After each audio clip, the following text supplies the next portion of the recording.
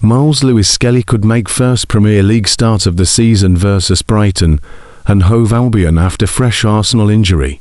Arsenal news: Myles Skelly could make first play start of the season versus Brighton and Hove Albion after fresh Arsenal injury. Ed Davison, the 24th of December 2025. Arsenal defender Myles Skelly could make his first start of the Premier League campaign against Brighton and Hove Albion on Saturday. The Gunners booked their spot in the last four of the Carabao Cup, a penalty shootout win over Crystal Palace at home in the 90 minutes. The club will now turn their focus to the league clash against the Seagulls this weekend, where Skelly could feature from the off. The 19-year-old left-back has made 11 substitute appearances in the ongoing league season. He has played second fiddle to Riccardo Calafiori. However, Calafiori could be asked to play in central defence alongside William Saliba for the second game running due an injury sustained by Piero Hincapié.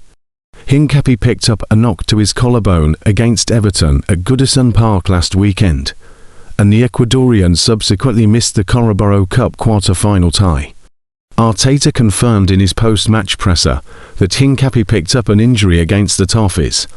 He is now doubtful for the upcoming home clash against Brighton. If the 23-year-old is sidelined, it could be a back four of Timber, Saliba, Calafiori and Skelly against Brighton.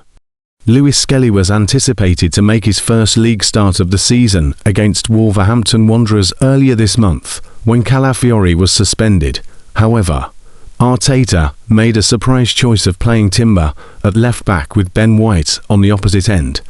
The experiment was cut short due to White's hamstring injury. Skelly, described as very intelligent by Arteta this year, now looks poised for his maiden league start this term. Hincapié may not be rushed back to action. Arsenal are still missing central defensive duo Gabriel Magalhaes and Christian Mosquera after recent injuries, and may want to handle Hincapié with some caution. Arsenal have taken a step closer to ending their trophy drought by beating Crystal Palace to reach the Carabao Cup semi-final, with the result viewed as a significant moment for their season.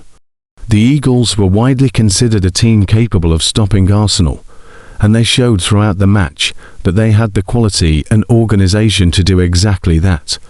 Crystal Palace caused Arsenal serious problems and made the contest extremely demanding.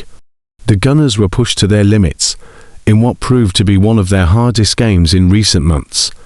Palace remained competitive throughout and ensured that Arsenal were never comfortable, forcing them into situations that could easily have led to elimination.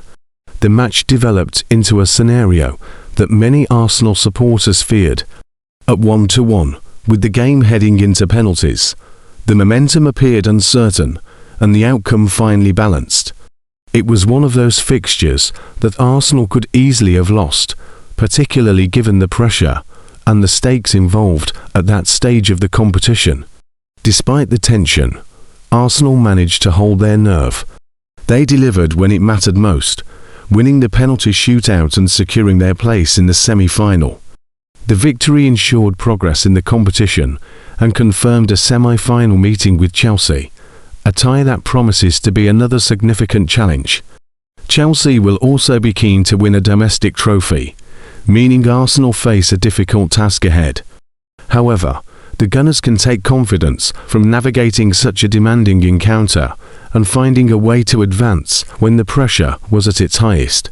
The importance of the result was highlighted by Clinton Morrison, who reflected on the significance of the win to the match.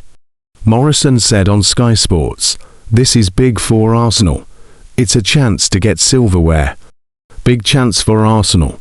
This is an important result." His comments underline how meaningful this victory could become. Winning the competition would be a major achievement for Arsenal and could provide a crucial confidence boost.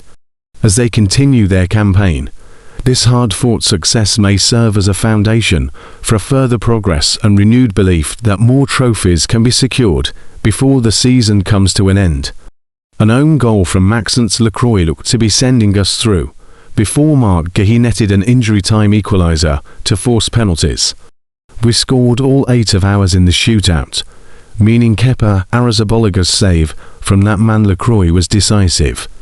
I'm very happy to win. It's what we wanted, he said at full time. We played against a team that is very well organised, really difficult to penetrate and create chances against, but I think we created a lot today. We had many chances. In my opinion, the margin should have been much bigger. But you have to defend the box better than we did and not concede the sequences of play that we conceded previous to the goal.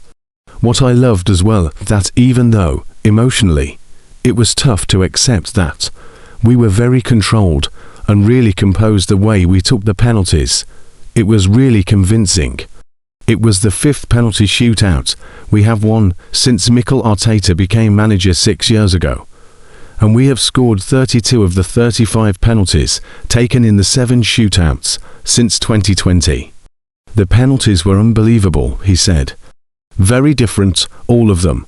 But the players showed, again, great composure, a lot of personality and quality to score the goals. We executed really well, and at the end, Kepa did what he had to do to help us to go through.